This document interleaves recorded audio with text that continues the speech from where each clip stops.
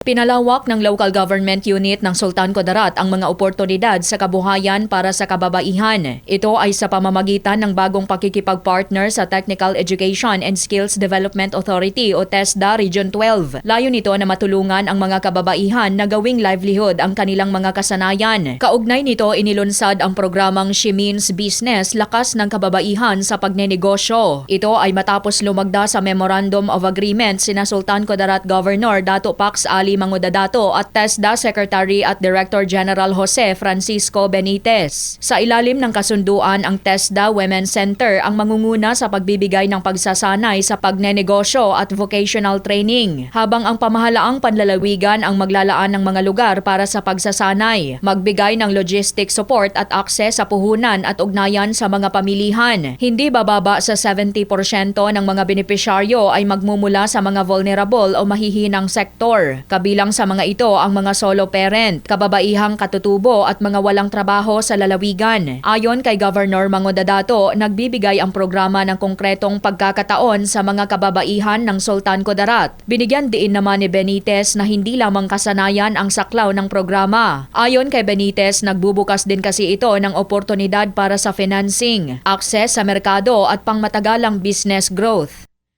Kimberly Bandoy, NDBC, Bida Balita.